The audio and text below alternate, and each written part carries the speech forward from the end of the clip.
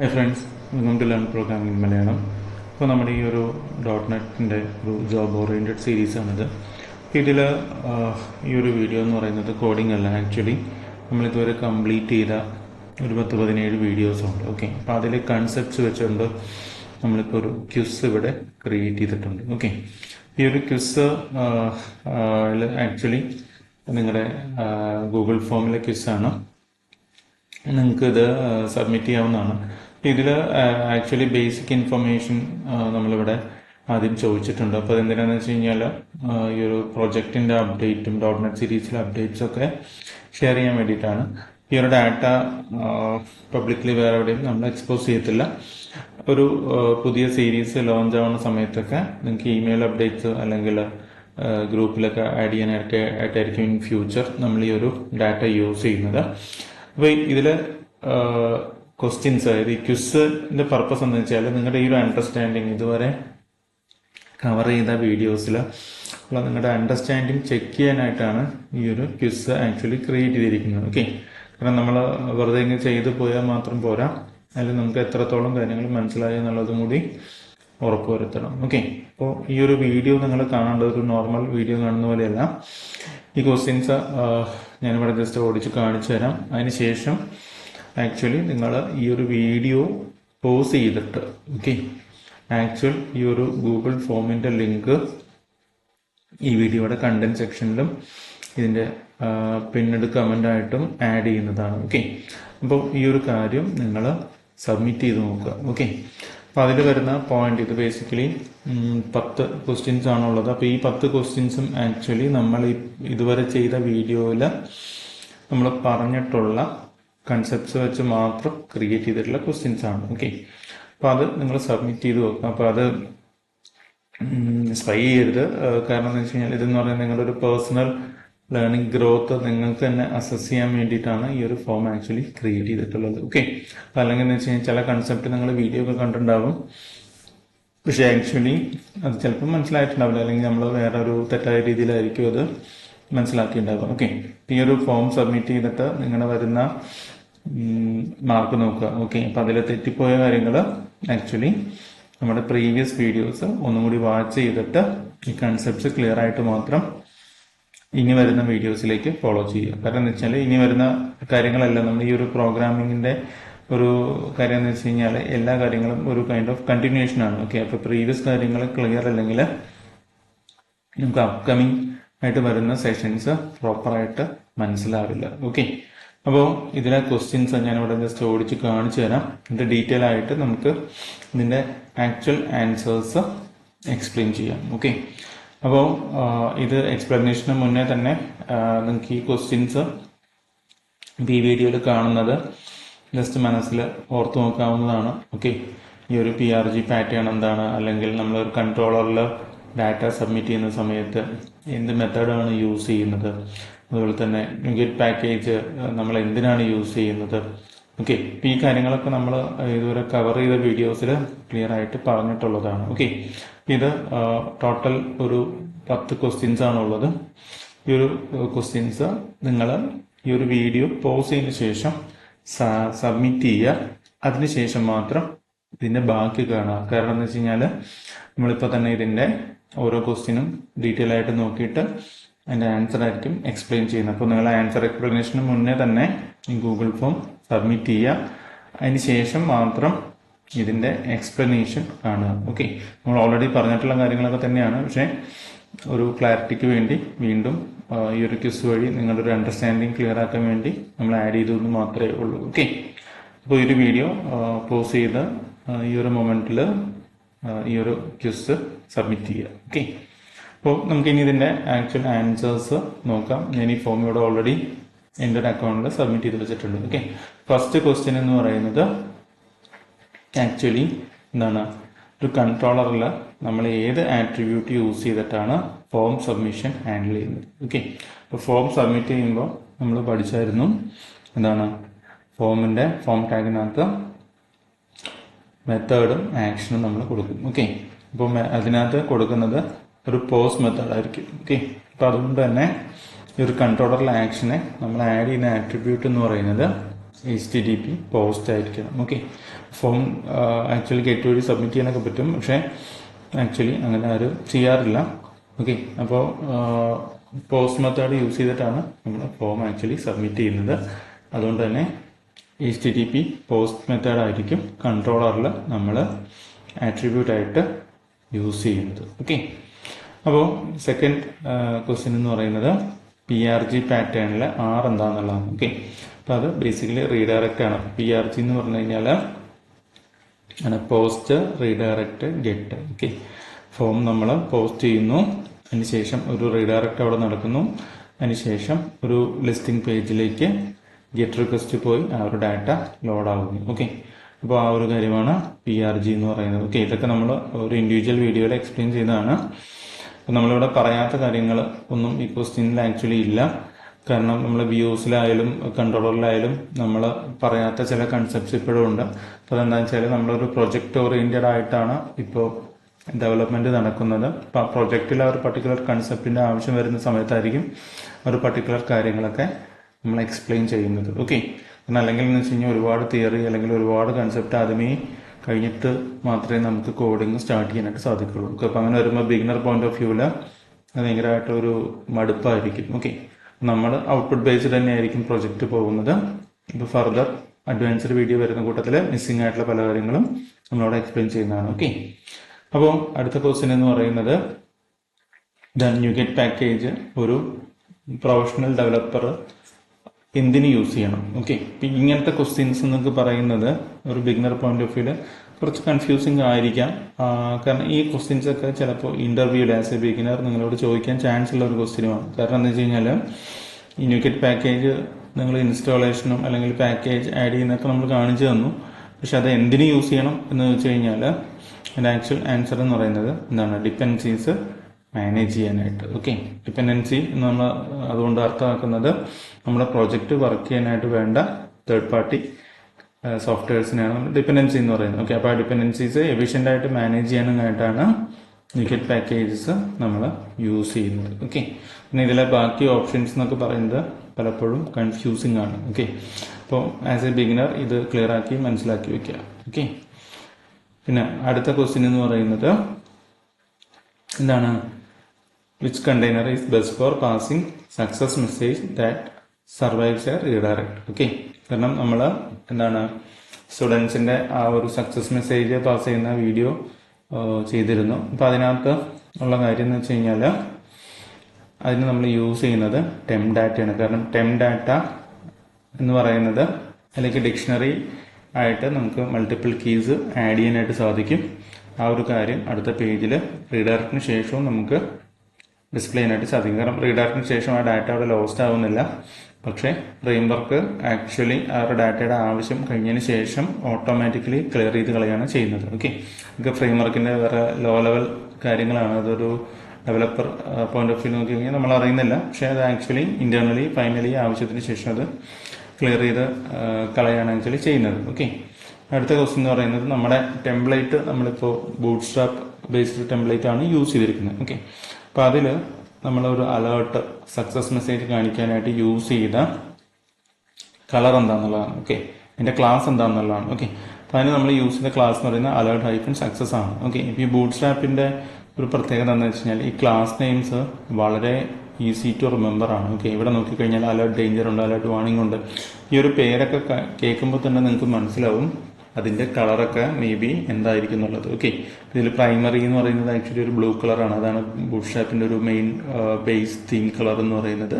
അതിൽ ഡേഞ്ചറും വാർണിംഗ് ഒക്കെ നമ്മൾ നോർമലി റെഡ് കളറൊക്കെ ആയിരിക്കും യൂസ് ചെയ്യുന്നത്. ഓക്കെ, അപ്പോൾ ഇതുപോലെ ഒരുപാട് ക്ലാസ്സസ് നമ്മൾ ആക്ച്വൽ ഡാഷ്ബോർഡ് ഒക്കെ ക്രിയേറ്റ് ചെയ്യുന്ന സമയത്ത് നമ്മൾ ഇനി ഈ ഒരു പ്രൊജക്റ്റ് ഒരു റിയൽ വേൾഡ് പ്രൊജക്ട് ലെവലിലേക്ക് ഗ്രാജുവലി ഗ്രോ ചെയ്യും. നമ്മളപ്പോൾ ഒരു റിയൽ ഡാഷ്ബോർഡ് മെനു ഒക്കെ ഇനി ക്രിയേറ്റ് ചെയ്യും. കാരണം നമ്മുടെ ഇപ്പോഴത്തെ മെനു എന്ന് പറയുന്നത് ജസ്റ്റ് ഒരു വെർട്ടിക്കൽ മെനു ആണ്. ഓക്കെ, അപ്പോൾ അതിനെ നമ്മൾ ആക്ച്വൽ ലെഫ്റ്റ് സൈഡ് നാവ് ബാർ ലെവലിലേക്കൊക്കെ കൊണ്ടുവന്നിട്ട് ബൂട്ട് സ്ട്രാപ്പിന്റെ ഒരുപാട് കോമ്പണൻസ് യൂസ് ചെയ്തിട്ടായിരിക്കും നമ്മൾ പ്രൊജക്റ്റ് ചെയ്യുന്നത്. ഓക്കെ, അപ്പോൾ ഇതുപോലെ ഒരുപാട് ക്ലാസ്സസ്, ഇപ്പോൾ ടേബിളിന് യൂസ് ചെയ്യുന്ന ക്ലാസ്സസ്, ഇതുപോലെ അലേർട്സിന് യൂസ് ചെയ്യുന്നത്, അതുപോലെ തന്നെ മെനുവിന് യൂസ് ചെയ്യുന്നത്, അങ്ങനെ പല പല ക്ലാസ്സസ് നമ്മൾ ആ ഒരു സമയത്ത് ഫെമിലിയർ ആയിരിക്കും. ഓക്കെ, അപ്പോൾ അടുത്തതെന്ന് പറയുന്നത് എന്താണ്, ലേഔട്ട് ഫയൽ അണ്ടർസ്കോർ ലേഔട്ട് എന്ന് പറയുന്ന ഫയൽ യൂസ് ചെയ്യുന്നതിൻ്റെ ബെനിഫിറ്റ് എന്താണെന്നുള്ളതാണ്. ഓക്കെ, അപ്പോൾ അത് ആക്ച്വലി എന്താണ്, നമ്മൾ മൾട്ടിപ്പിൾ പേജസിന് ആക്ച്വലി ഒരു കൺസിസ്റ്റൻറ്റ് സ്ട്രക്ചർ വരാനായിട്ടാണ് ലേഔട്ട് യൂസ് ചെയ്യുന്നത്. കാരണം എന്ന് വെച്ച് കഴിഞ്ഞാൽ നമ്മളിപ്പോൾ ചെയ്ത പേജിലൊക്കെ ലിസ്റ്റിംഗ് പേജിലും ക്രിയേറ്റ് പേജിലൊക്കെ എന്താണ് കോമൺ ആയിട്ടുള്ള ഒരു ഹെഡറാണ് ഉള്ളത്. ഓക്കെ, ഇപ്പോൾ റിയൽ ആപ്ലിക്കേഷനിൽ ഒരു ഫൂട്ടറും കൂടി ഉണ്ടാവും. നമ്മളത് ഗ്രാജുവലി ആഡ് ചെയ്യുന്നതാണ്. കാരണം നമ്മളിപ്പോൾ പ്രൊജക്റ്റ് എന്ന് പറയുന്ന ഒരു വളരെ ബേസിക് ലെവലിലാണ് നിൽക്കുന്നത്. ഓക്കെ, അപ്പോൾ അതൊരു റിയൽ ടെംപ്ലേറ്റിലേക്ക് വരുന്ന സമയത്ത് നമ്മൾ ഫൂട്ടറും ആഡ് ചെയ്യുന്നതാണ്. ഓക്കെ, അപ്പോൾ നമുക്ക് ഒരുപാട് കോഡ് ഡ്യൂപ്ലിക്കേഷൻ അവോയ്ഡ് ചെയ്യാനായിട്ട് ആക്ച്വലി ലേഔട്ട് ഫയൽ ഹെൽപ്ഫുൾ ആണ്. ഓക്കെ, മറ്റൊരു കാര്യം എന്ന് പറയുന്നത്, നിങ്ങളിപ്പോൾ ലേഔട്ട് യൂസ് ചെയ്തില്ല. ഓക്കെ, ഞാൻ ഈ പറയുന്ന പല എക്സ്പ്ലനേഷനും നിങ്ങൾക്ക് ഇന്റർവ്യൂ പോയിന്റ് ഓഫ് വ്യൂവിലൊക്കെ എക്സ്പ്ലെയിൻ ചെയ്യാൻ പറ്റിക്കഴിഞ്ഞാൽ ആസ് എ ബിഗിനർ അത് വളരെ വലിയ പ്ലസ് ആയിരിക്കും. ഓക്കെ, അപ്പോൾ മറ്റൊരു ബെനിഫിറ്റ് എന്ന് പറയുന്നത്, സപ്പോസ് നിങ്ങൾ ലേഔട്ട് യൂസ് ചെയ്തില്ല. ഓക്കെ, ലേഔട്ട് യൂസ് ചെയ്യാതെ സെയിം ടെംപ്ലേറ്റ്, അതായത് നിങ്ങൾ ഹെഡർ ടു ബോഡി എന്താണ് ക്ലോസ് ചെയ്യുന്ന വരെയുള്ളത് റിപ്പീറ്റഡ്ലി മൾട്ടിപ്പിൾ പേജസിന് കൊടുത്തു. ഓക്കെ, ഫോർ എക്സാമ്പിൾ നമുക്ക് ഒരു 5 പേജ് ഉണ്ട്. ഈ 5 പേജിലും നിങ്ങൾ സെയിം ഹെഡർ ബോഡി കണ്ടന്റ് മാത്രം മാറ്റി ബാക്കി ഫൂട്ടർ കണ്ടന്റ് ഒക്കെ കോമൺ ആക്കി 5 പേജിലും കൊടുത്തു. ഓക്കെ, അപ്പം അങ്ങനെ കൊടുക്കുമ്പോഴൊരു പ്രശ്നം എന്ന് വെച്ച് കഴിഞ്ഞാൽ, നിങ്ങൾ സെയിം കണ്ടന്റ് കൊടുക്കുന്നോളം എല്ലാ പേജും കൺസിസ്റ്റൻ്റ് ആയിട്ട് ലോഡാവും. ഓക്കെ, പക്ഷെ അതിൻ്റെ ഒരു ഏറ്റവും വലിയൊരു ഡ്രോബാക്ക് എന്ന് പറയുന്നത്, നിങ്ങൾക്ക് ഇൻ ഫ്യൂച്ചർ ഒരു ചേഞ്ച് വന്നു. ഓക്കെ, നിങ്ങൾക്കിപ്പോൾ ബൂട്ട് സ്ട്രാപ്പിൻ്റെ വേർഷൻ മാറ്റണം, അതല്ലെങ്കിൽ അതിൽ ഇൻക്ലൂഡ് ചെയ്തിരിക്കുന്ന CSS മാറ്റണം എന്നൊക്കെ ഉണ്ടെങ്കിൽ നിങ്ങൾക്ക് എന്ത് വേണം, ഈ 5 ഫയലിലും പോയി ചേഞ്ച് ചെയ്യണം. ഓക്കെ, ഇപ്പോൾ റിയൽ പ്രൊജക്റ്റ് വരുന്ന സമയത്ത് നമുക്ക് 5 പേജൊന്നും ആയിരിക്കില്ല, മേ ബി 100 കണക്കിന് പേജസ് ഒക്കെ റിയൽ വേൾഡ് പ്രൊജക്റ്റിൽ ഉണ്ടാകും. അപ്പോൾ അങ്ങനെ വരുമ്പോൾ ഈ 100 പേജിലും പോയി ഇത് ചേഞ്ച് ചെയ്യുക എന്ന് പറയുന്നത് ഭയങ്കര പാടുള്ള കാര്യമാണ്. ഓക്കെ, പക്ഷേ ലേഔട്ട് ഫയൽ യൂസ് ചെയ്ത് കഴിഞ്ഞാൽ എന്താണ്, നമുക്ക് ഈ ഒരു 100 പേജിലും ഈ ഒരു കാര്യം കൺസിസ്റ്റൻ്റ് ആയിട്ട് വർക്ക് ചെയ്യും. അറ്റ് ദ സെയിം ടൈം നമുക്ക് ഈ ഒരു ചേഞ്ച് എന്ന് പറയുന്നത് വളരെ ഈസി ആയിട്ട്, അല്ലെങ്കിൽ ഒരു സിംഗിൾ ചേഞ്ച് കൊണ്ട് നമുക്കിത് കറക്റ്റ് ചെയ്തെടുക്കാനും പറ്റുന്നതാണ്. ഓക്കെ, അപ്പോൾ ഇതിൽ മറ്റൊരു കാര്യം എന്ന് പറയുന്നത്, നമുക്ക് പ്രോഗ്രാമിംഗ് വേൾഡിൽ ഉള്ള ഒരു പ്രിൻസിപ്പിളാണ്, അതിനെ ഡ്രൈ എന്ന് പറയും. Okay, do not repeat yourself. Okay, നിങ്ങളൊരു കാര്യം റിപ്പീറ്റഡ്ലി കോഡിൽ റിപ്പീറ്റഡ്ലി ചെയ്യുന്നുണ്ടെങ്കിൽ അതിൻ്റെ അർത്ഥം എന്താണെന്ന് വെച്ച് കഴിഞ്ഞാൽ അത് അങ്ങനെയല്ല ചെയ്യേണ്ടത്. കാരണം അതിന് മറ്റൊരു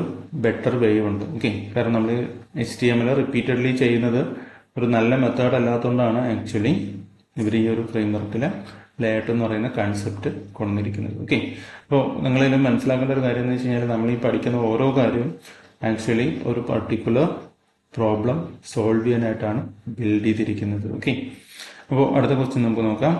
നമ്മുടെ സ്റ്റുഡൻറ് കൺട്രോളർ. ഓക്കെ, സ്റ്റുഡൻറ് കൺട്രോളറിൽ ഒരു ആക്ഷൻ ഉണ്ട്, ഡീറ്റെയിൽസ് എന്ന് പറയുന്നത്. ഓക്കെ, അപ്പോൾ അങ്ങനെ ഒരു ആക്ഷൻ ഉണ്ടെങ്കിൽ അതിൻ്റെ ഡിഫോൾട്ട് URL സ്ട്രക്ചർ എന്താണെന്നുള്ളതാണ്. ഓക്കെ, ഇപ്പോൾ ഇത് നമ്മൾ ആദ്യമേ പഠിച്ചൊരു കാര്യമാണ്. അതിൻ്റെ URL സ്ട്രക്ചർ എന്ന് പറയുന്നത് /student/details ആണ്. കാരണം നിങ്ങൾക്ക് ഈ ഒരു എന്താണ് ഇന്റർവ്യൂ പോയിന്റ് ഓഫ് വ്യൂവിൽ ആക്ച്വലി എപ്പോഴും മനസ്സിലാക്കേണ്ടത്, ജസ്റ്റ് ഒരു ആൻസർ പറഞ്ഞതുകൊണ്ട് ഇന്റർവ്യൂവർ അവിടെ അത് സ്റ്റോപ്പ് ചെയ്യുന്നില്ല. ഓക്കെ, ആക്ച്വലി നല്ല നോളജുള്ള ഇന്റർവ്യൂവർ ആണെങ്കിൽ എപ്പോഴും നിങ്ങൾ പറയുന്ന ആൻസറിൽ നിന്നായിരിക്കും അടുത്ത ക്വസ്റ്റ്യൻ വരുന്നത്. ഓക്കെ, അപ്പോൾ ഇവിടെ student/details വന്നു കഴിഞ്ഞാൽ എന്തുകൊണ്ടത് വന്നു, ദാറ്റ് വൈ, അത് നിങ്ങൾക്ക് എക്സ്പ്ലെയിൻ ചെയ്യാൻ പറ്റണം. ഓക്കെ, അപ്പോൾ ഇവിടെ ഇത് വരാനുള്ള കാരണം എന്ന് വെച്ച് കഴിഞ്ഞാൽ, നമ്മൾ നമ്മുടെ program.csൽ കൊടുത്ത പാറ്റേൺ എന്ന് പറയുന്നത് എന്താണ്, controller/actionന്റെ പേരാണ്. ഓക്കെ, അപ്പോൾ ഇതിൽ കൺട്രോളർ എന്ന് പറയുന്നത് സ്റ്റുഡൻറ് കൺട്രോളർ ആയതുകൊണ്ടാണ് അവിടെ ആദ്യം സ്റ്റുഡൻറ് വന്നത്. അതിൽ ആക്ഷൻ്റെ പേര് ഡീറ്റെയിൽസ് ആയതുകൊണ്ടാണ് /details വന്നത്. ഓക്കെ, അപ്പോൾ ഈ ഒരു ലെവലിൽ നിങ്ങൾക്ക് ഇത് എക്സ്പ്ലെയിൻ ചെയ്യാൻ പറ്റിയാൽ മാത്രമേ മേ ബി ഒരു ഇൻ്റർവ്യൂ പോയിന്റ് ഓഫ് വ്യൂവിൽ നോക്കിക്കഴിഞ്ഞാൽ നിങ്ങൾ പറഞ്ഞ ഉത്തരം അത് കറക്റ്റ് ആണെന്ന് ഒരു ഇൻ്റർവ്യൂവർ ആക്സെപ്റ്റ് ചെയ്യത്തുള്ളൂ. ഓക്കെ, അപ്പോൾ നിങ്ങളുടെ അണ്ടർസ്റ്റാൻഡിങ് ക്ലിയർ ആക്കി വെക്കുക. ഓക്കെ, അപ്പോൾ അടുത്ത ക്വസ്റ്റ്യൻ എന്ന് പറയുന്നത് എന്താണ്, നമ്മൾ ലേഔട്ട് ഫയൽ റിപ്പീറ്റഡ്ലി എന്താണ് സെറ്റ് ചെയ്യാതിരിക്കാനായിട്ട് നമ്മൾ യൂസ് ചെയ്യുന്ന ഫയൽ ഏതാണ്? ഓക്കെ, ആ ഫയൽ ആക്ച്വലി _viewstart എന്ന് പറയുന്ന ഫയലാണ്. ഓക്കെ, കാരണം ഇത് എല്ലാ വ്യൂ റൺ ചെയ്യുന്നതിന് മുമ്പ് ഇത് ആക്ച്വലി റൺ ചെയ്യും. ഓക്കെ, അപ്പോൾ അവിടെ സെറ്റ് ചെയ്ത് കൊടുത്തു കഴിഞ്ഞാൽ എല്ലാ പേജിനും കറക്റ്റായിട്ട് ഈ ലേഔട്ട് ലോഡ് ചെയ്യാനായിട്ട് സാധിക്കും. ഓക്കെ, അപ്പോൾ അതാണ് വ്യൂ സ്റ്റാർട്ട് എന്ന് പറയുന്ന ഫയൽ. അപ്പോൾ ഇതൊക്കെ ആക്ച്വലി നമ്മൾ ഇതുവരെ കാണിച്ച വീഡിയോയിൽ പ്രോപ്പറായിട്ട് പറഞ്ഞിട്ടുള്ള കാര്യമാണ്. അപ്പോൾ ആരെങ്കിലും ഇത് കാണാത്തവരുണ്ടെങ്കിൽ ആ ഒരു പർട്ടിക്കുലർ വീഡിയോ, ഇപ്പോൾ നിങ്ങൾ ഈ ഒരു ഈ ഒരു ഫോം സബ്മിറ്റ് ചെയ്യുന്ന സമയത്ത് ചിലവർക്ക് ചിലപ്പോൾ 2 or 3 കാര്യങ്ങളായിരിക്കും തെറ്റിപ്പോയിണ്ടാവുക. ഓക്കെ, അല്ലെങ്കിൽ 3 or 4 തെറ്റിപ്പോയിണ്ടാവാം, ചിലവർക്കെല്ലാം ശരിയുണ്ട്. അപ്പോൾ ഈ തെറ്റിപ്പോയ കൺസെപ്റ്റിൻ്റെയൊക്കെ വീഡിയോസ് നമ്മുടെ പ്ലേലിസ്റ്റിൽ കറക്റ്റ് ഓർഡറിൽ കിടക്കുന്നുണ്ട്. ഓക്കെ, അപ്പോൾ ആ തെറ്റിപ്പോയ വീഡിയോസ് ഒന്നുകൂടി കണ്ടിട്ട് നിങ്ങളുടെ ഈ ഒരു അണ്ടർസ്റ്റാൻഡിങ് ക്ലിയർ ആക്കി വെക്കുക. ഓക്കെ, കാരണം നമ്മൾ ഈ ഒരു നെക്സ്റ്റ് വീഡിയോയിലേക്ക് പോകുന്നതോറും ഈ ഒരു ഇതുവരെ ചെയ്ത എല്ലാ കാര്യങ്ങളും ക്ലിയർ ആണെന്ന് ഉറപ്പുവരുത്തിയിട്ട് മാത്രം പോകുന്നതാണ് എപ്പോഴും ബെറ്റർ. ഓക്കെ, കാരണം നിങ്ങളിവിടെ ഒരു 1 day അല്ലെങ്കിൽ 2 day ഇതിനു വേണ്ടി ഒരു ബ്രേക്ക് എടുത്താലും അത് ഓക്കെയാണ്. കാരണം എന്ന് വെച്ച് കഴിഞ്ഞാൽ നിങ്ങളിപ്പോൾ ഇത്രയും വീഡിയോ നമ്മളിപ്പോൾ അറൗണ്ട് 17-18 വീഡിയോ ഇതിനകത്ത് ചെയ്തിട്ടുണ്ട്. ഓക്കെ, ഇത്രയും വീഡിയോ പേഷ്യൻ്റായിട്ടിരുന്ന് ഫോളോ ചെയ്ത ഒരാൾക്ക് ആക്ച്വലി ഈ ഒരു പ്രോജക്റ്റ് കംപ്ലീറ്റ് ചെയ്യാൻ ഡെഫിനറ്റ്ലി സാധിക്കും. ഓക്കെ, അപ്പോൾ നമ്മൾ കാഷ്വലി വന്ന 1 or 2 വീഡിയോ ഒക്കെ കണ്ടു പോകുന്നവർക്ക് ആക്ച്വലി ഇതൊരിക്കലും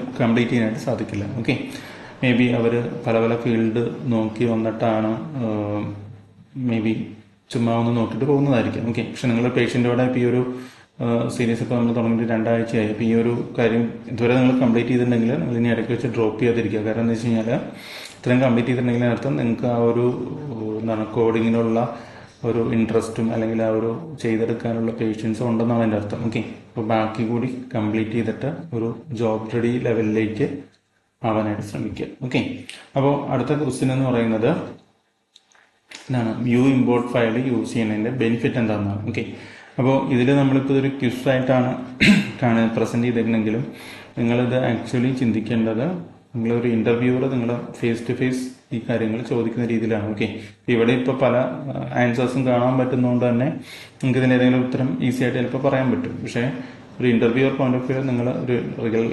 ഇൻ്റർവ്യൂവിലാണ് ഇതിരിക്കുന്നതെങ്കിൽ നിങ്ങൾക്ക് ഇങ്ങനെ ഒരു സ്ക്രീനോ അല്ലെങ്കിൽ ഇങ്ങനെ ഒരു ഓപ്ഷൻസോ ഒന്നും അവിടെ ഉണ്ടാവില്ല. ഓക്കെ, അപ്പം പ്രോപ്പറായിട്ട് ഒരു കൺസെപ്റ്റ് മനസ്സിലായാൽ മാത്രമേ എക്സ്പ്ലെയിൻ ചെയ്യാനായിട്ട് പറ്റുള്ളൂ. ഓക്കെ, അപ്പോൾ ഈ ഒരു വ്യൂ ഇമ്പോർട്ടിൻ്റെ പ്രത്യേകത എന്താണ്, നമ്മുടെ യൂസിങ് സ്റ്റേറ്റ്മെൻറ്റ് മൾട്ടിപ്പിൾ വ്യൂസിലേക്ക് നമുക്ക് ഷെയർ ചെയ്യാനായിട്ട് സാധിക്കും. നമ്മൾ ഓരോ വ്യൂവിലും ഈ ഇമ്പോർട്ട് സ്റ്റേറ്റ്മെൻറ്റ്സ് കൊടുക്കേണ്ട ആവശ്യമില്ല. ഓക്കെ, അപ്പോൾ അതുകൊണ്ടാണ് ആ പേര് തന്നെ ഉണ്ട് ഇതിൻ്റെ മീനിങ് എന്താണെന്നുള്ളത്. കാരണം വ്യൂ ഇമ്പോർട്ട്. ഓക്കെ, ആ ഇമ്പോർട്ട്സ് നമുക്ക് കോമൺ ആയിട്ട് യൂസ് ചെയ്യാനായിട്ടാണ് വ്യൂ ഇമ്പോർട്ട് യൂസ് ചെയ്യുന്നത്. ഓക്കെ, പിന്നെ അടുത്ത ക്വസ്റ്റ്യൻ എന്ന് പറയുന്നത് വളരെ സിമ്പിൾ ക്വസ്റ്റ്യൻ ആണ് ആക്ച്വലി.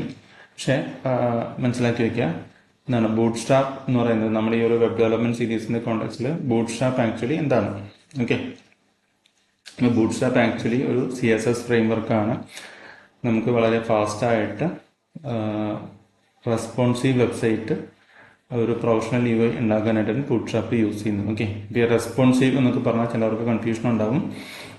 അത് ഞാൻ എക്സ്പ്ലെയിൻ ചെയ്യാം. റെസ്പോൺസീവ് വെബ്സൈറ്റ് എന്ന് പറഞ്ഞാൽ ഉദ്ദേശിക്കുന്നത് പണ്ടൊക്കെ ആക്ച്വലി ഞാനൊക്കെ ഇപ്പോൾ ഡെവലപ്മെൻറ്റ് സ്റ്റാർട്ട് ചെയ്തിട്ട് അറൗണ്ട് 15 കൊല്ലത്തിൽ കൂടുതലായി. ഓക്കെ, നമ്മളൊക്കെ ഇത് സ്റ്റാർട്ട് ചെയ്യുന്ന സമയത്ത് ആക്ച്വലി ഇവിടെ റെസ്പോൺസീവ് വെബ്സൈറ്റ് ഒന്നും വളരെ മിനിമലായിരുന്നു. കാരണം ആ സമയത്തൊക്കെ ടെക്നോളജി, പുറത്തുള്ള ടെക്നോളജി വളരെ ലേറ്റായിട്ടാണ് ഇവിടെ വന്നിരുന്നത്. ഇപ്പം അങ്ങനെയല്ല. അപ്പോൾ പണ്ടൊക്കെ നമ്മളൊരു വെബ്സൈറ്റ് ചെയ്ത് കഴിഞ്ഞാൽ വെബ്സൈറ്റിൻ്റെ അടിയിൽ ജസ്റ്റ് ഒരു ലേബിൾ കൊടുത്തിടും. മൊബൈലെന്ന് ആക്ച്വലി വളരെ മിനിമലായിരുന്നു. കാരണം അന്ന് ഈ നോക്കിയയുടെ ഫോണും ആൻഡ്രോയിഡ് ഇറങ്ങിയിട്ടുണ്ടെങ്കിലും അത്രയും പോപ്പുലർ അല്ലായിരുന്നു. ഓക്കെ, അന്ന് ഈ ബ്ലാക്ക്ബെറിയൊക്കെ ആയിരുന്നു കൂടുതലുണ്ടായിരുന്നത്. അപ്പോൾ അതൊക്കെ ഇന്നത്തെ പോലത്തെ ഒരു ഫുൾ ഫ്ലെഡ്ജ് ബ്രൗസറൊന്നും അല്ലായിരുന്നു. ഓക്കെ, അപ്പോൾ അതുകൊണ്ട് അന്ന് റെസ്പോൺസീവ് വെബ്സൈറ്റ്സ് ഒന്നും ഇല്ലായിരുന്നു. അപ്പോൾ അന്ന് ആകെ ചെയ്യുന്നത് സാധാരണ വെബ്സൈറ്റിൻ്റെ താഴെ ജസ്റ്റ് ഒരു ടെക്സ്റ്റ് കൊടുക്കും, this website looks correctly in 1024 census date. Okay, അതായിരുന്നു അന്നത്തെ ഒരു സ്റ്റാൻഡേർഡ് റെസൊല്യൂഷൻ എന്ന് പറയുന്നത്. ഓക്കെ, അപ്പോൾ അന്നും ഈ ഒപ്പേറയൊക്കെ പോലത്തെ ബ്രൗസേഴ്സ് ഉണ്ടായിരുന്നു. അപ്പോൾ അന്ന് ആക്ച്വലി മൊബൈലിന് വേണ്ടി ഒരു സൈറ്റ് ചെയ്യണമെങ്കിൽ സാധാരണ എല്ലാവരും ചെയ്തിരുന്നത് മറ്റൊരു സബ് ഡൊമൈനിൽ വേറെ വെബ്സൈറ്റ് ഉണ്ടാക്കും മൊബൈലിന് വേണ്ടി മാത്രമായിട്ട്, ലൈക്ക് mobile.google.com എന്നൊക്കെ പറഞ്ഞൊരു സൈറ്റ്. ആ സൈറ്റ് ആയിരിക്കും മൊബൈലിൽ എടുക്കുമ്പോൾ ലോഡാവുന്നത്. ഓക്കെ, പക്ഷെ ഇന്ന് പക്ഷേ അതിൻ്റെ ഒരു ആവശ്യമില്ല. ഈ ബൂട്ട് സ്ട്രാപ്പ് വന്നതിന് പിന്നെയാണ് ആക്ച്വലി റെസ്പോൺസീവ് ഡിസൈൻ ആക്ച്വലി ഇത്ര പോപ്പുലർ ആയത്. Okay, Bootstrap actually originally initial Twitter develop ചെയ്തപ്പോൾ ട്വിറ്റർ ഡെവലപ്പ് ചെയ്യാൻ വേണ്ടി അവർ ഡെവലപ്പ് ചെയ്ത ഫ്രെയിംവർക്കാണ് ബൂട്ട് സ്ട്രാപ്പ്. പക്ഷെ അത് ഓപ്പൺ സോഴ്സായി കൊടുത്തുകൊണ്ട് നമുക്ക് എല്ലാവർക്കും ഇപ്പോഴും ഫ്രീ ആയിട്ട് യൂസ് ചെയ്യാനായിട്ട് സാധിക്കും. ഓക്കെ, അപ്പോൾ ബൂട്ട്സ്ട്രാപ്പ് മാത്രമല്ല CSS ഫ്രെയിംവർക്ക്, ഇപ്പോൾ പോപ്പുലർ ആയിട്ടുള്ള മറ്റൊരു ഫ്രെയിംവർക്ക് CSS ഫ്രെയിംവർക്ക് എന്ന് പറയുന്നത് ടെയിൽവിൻഡ് ആണ്. അപ്പോൾ നമ്മൾ ഈ ഒരു സീരീസിൽ ബൂട്ട്സ്ട്രാപ്പ് ചൂസ് ചെയ്യാനുള്ള കാരണം എന്ന് പറയുന്നത് ബൂട്ട്സ്ട്രാപ്പ് കമ്പാരിറ്റീവ്ലി ബിഗിനർ ഫ്രണ്ട്ലി ആണ്.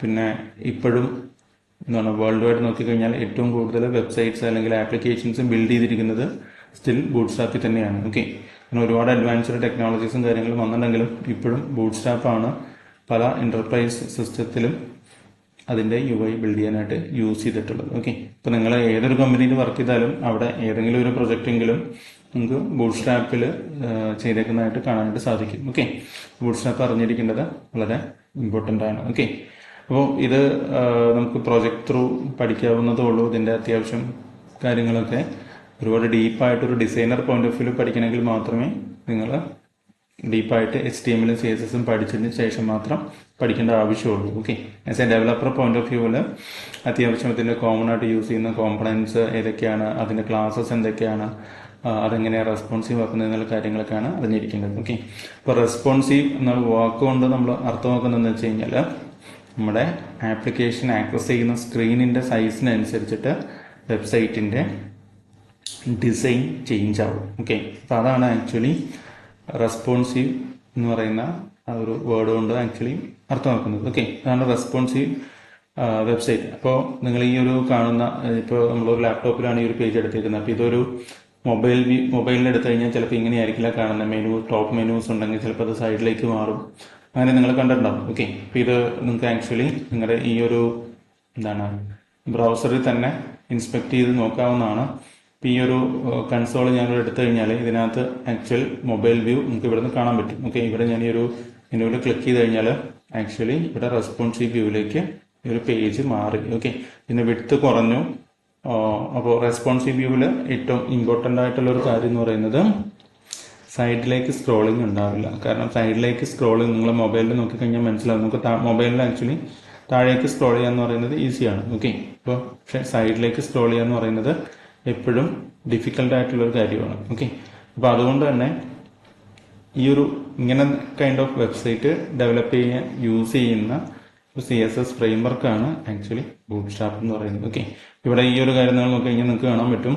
ഇവിടെ പല സ്റ്റാൻഡേർഡ് ആയിട്ടുള്ള മൊബൈൽ ഡിവൈസും ഇവിടെ കാണാനായിട്ട് സാധിക്കും. ഓക്കെ, ഈ ഒരു ഡിവൈസ് ഞാനിപ്പോൾ സെലക്ട് ചെയ്ത് കഴിഞ്ഞാൽ ആ ഡിവൈസിൻ്റെ വിഡ്ത്തിൽ ഈ ഒരു വെബ്സൈറ്റ് എങ്ങനെ ലോഡാവുന്നു നമുക്ക് ഈ കമ്പ്യൂട്ടറിൽ തന്നെ ചെക്ക് ചെയ്യാനായിട്ട് സാധിക്കും. ഓക്കെ, ഇപ്പോൾ ഇവിടെ iPhone 12 Pro നമ്മളിവിടെ ചൂസ് ചെയ്തിട്ടുണ്ട്. ഓക്കെ, അപ്പോൾ അതിൻ്റെ വിഡ്ത്ത് ആൻഡ് ഹൈറ്റിൽ ഇതെങ്ങനെ ലോഡാവുന്നു, അതല്ലെങ്കിൽ അതിൻ്റെ റൊട്ടേഷൻ, ഓക്കെ, ലാൻഡ്സ്കേപ്പ് വ്യൂവിൽ എങ്ങനെയാണ് ഈ വെബ്സൈറ്റ് ഇരിക്കുന്നത് എന്നൊക്കെ നമുക്ക് ചെക്ക് ചെയ്യാനായിട്ട് സാധിക്കും. ഓക്കെ, അപ്പം ഇങ്ങനെ ഈ ഒരു ഡിവൈസിൻ്റെ സ്ക്രീൻ ഇൻഡിപെൻഡൻ്റ് ആയിട്ട് ഡിസൈൻ എപ്പോഴും കൺസിസ്റ്റൻ്റ് ആയിട്ട് ബ്രേക്ക് ആവാതെ ഡെവലപ്പ് ചെയ്യുന്നതിനാണ് ആക്ച്വലി റെസ്പോൺസീവ് വെബ്സൈറ്റ് അല്ലെങ്കിൽ റെസ്പോൺസീവ് ഡിസൈൻ എന്ന് പറയുന്നത്. ഓക്കെ, ഇപ്പോൾ ആക്ച്വലി ഡെവലപ്പ് ചെയ്യുന്ന ഓൾമോസ്റ്റ് 100% വെബ്സൈറ്റ്സും റെസ്പോൺസീവ് ആണ്. വളരെ റെയറായിട്ട് അല്ലെങ്കിൽ വളരെ പഴയ പല വെബ്സൈറ്റ്സും മാത്രമേ റെസ്പോൺസീവ് അല്ലാതെ ഇപ്പോൾ യൂസ് ചെയ്യുന്നുള്ളൂ.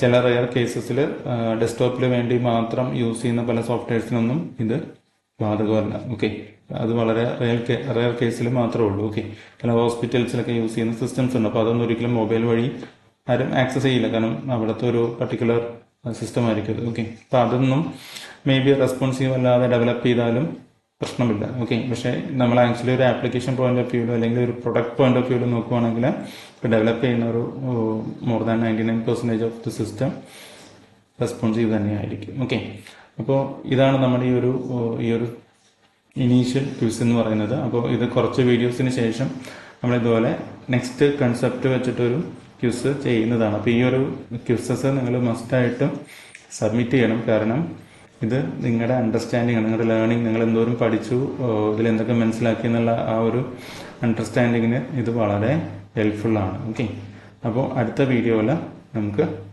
ബാക്കി ഡാറ്റാബേസിൻ്റെ കാര്യങ്ങൾ നോക്കാം.